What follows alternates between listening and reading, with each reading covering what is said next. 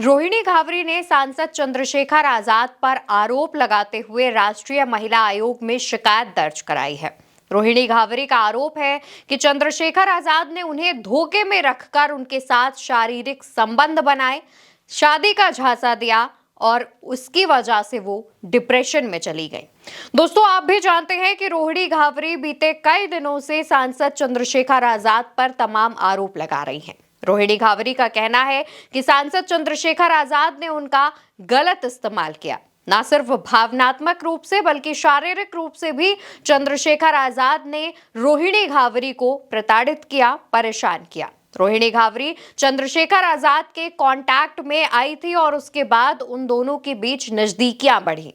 रोहिणी घावरी का कहना है कि चंद्रशेखर आजाद से जब वो कांटेक्ट में आई, दोनों के बीच बातचीत होती थी, उसके बाद दोनों नजदीक आ गए। बहुजन समाज के उत्थान के लिए रोहिणी घावरी विदेश से चंद्रशेखर आजाद को सपोर्ट करती थी। चंद्रशेखर आजाद के आंदोलन को और कैसे बेहतर किया जाए, इसमें वो उनसे बात करती थी। इसके बाद रोहिणी जब भी भारत आती थी, तब वो सांसद चंद्रशेखर आजाद से मुलाकात करती थी। रोहिणी घावरी का कहना है कि जब भी वो भारत आती थी तो चंद्रशेखर आजाद से मिलने कभी दिल्ली के होटल में या फिर उनके घर जाती थी, जहां पर चंद्रशेखर आजाद ने उनकी मर्जी के खिलाफ उनके साथ संबंध बनाए। इसके अलावा रोहिणी घावरी और कई आरोप भी चंद्रशेखर आजाद पर लगा चुकी हैं।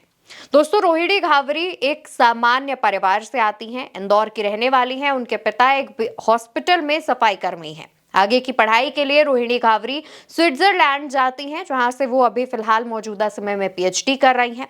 वो बीते कई दिनों से नगीना से सांसद चंद्रशेखर आजाद पर उत्पीड़न का आरोप लगा रही हैं।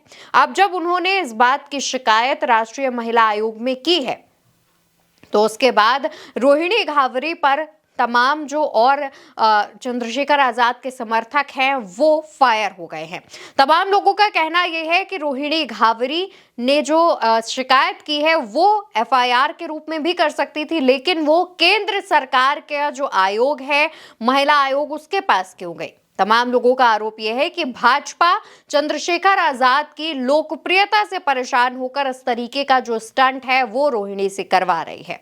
तो वहीं सोशल मीडिया पर कई लोगों ने यह भी कहा कि रोहिणी घावरी भाजपा के एजेंडे पर काम कर रही हैं और चंद्रशेखर आजाद का नाम बदनाम करने के लिए इस तरीके के आरोप लगा रही हैं। तो वहीं दूसरी तरफ एक धड़ा ऐसा भी है जो रोहिणी घावरी का सपोर्ट कर रहा है और चंद्रशेखर आजाद पर एक्शन लेने की मांग कर रहा है। यानी कि अब रोहिणी घावरी के आरोप पर जो लोग हैं वो दो वर्गों में बंटते हुए देखे जा रहे हैं, जहां पर कई लोग चंद्रशेखर आजाद के समर्थन में है, तो वहीं कुछ लोग रोहिणी घावरी का भी सपोर्ट कर रहे हैं। दूसरी तरफ रोहिणी घावरी ने जब महिला आयोग पर शिकायत की, उसके बाद उन्होंने अपने सोशल मीडिया प्लेटफॉर्म पर इस बात का जो जिक्र है वो भी किया और उन्होंने पोस्ट किया कि सच्चाई की जीत होगी। इस तरीके का उन्होंने एक पोस्ट किया है। और इसके अलावा रोहिणी घावरी ने अब इस मामले में जो शिकायत दर्ज की है, कहा यह जा रहा है कि महिला आयोग नोटिस जारी करके चंद्रशेखर आजाद को या फिर उनके बयानों के लिए बुला सकती है या फिर उनसे लिखित में उनका जवाब मांग सकती है। हालांकि एक कार्यक्रम में चंद्रशेखर आजाद ने इस बात का जिक्र किया था, बिना रोहिणी का नाम लिए। उन्होंने ये कहा था कि वो किसी भी महिला के बारे में बोलने से पहले तमाम जो चीजें हैं वो ध्यान में रखेंगे। और जैसा कि रोहिणी घावरी लगातार इस मामले को कोर्ट में ले जाने का जो धमकियां हैं वो दे रही हैं, इसके बाद चंद्रशेखर ने इस पर कहा था कि जब वो कोर्ट जा ही रही हैं तो अब मैं अपना पक्ष कोर्ट के सामने रखूंगा।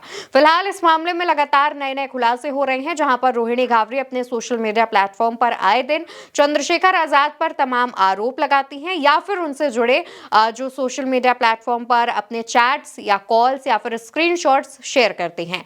इस पूरे मामले पर आप क्या सोचते हैं, आपकी क्या राय है, कमेंट सेक्शन में बताइएगा। ये वीडियो उल्टा चश्मा यूसी पर देख रहे हैं। मेरा नाम अवंतिका अवस्थी है।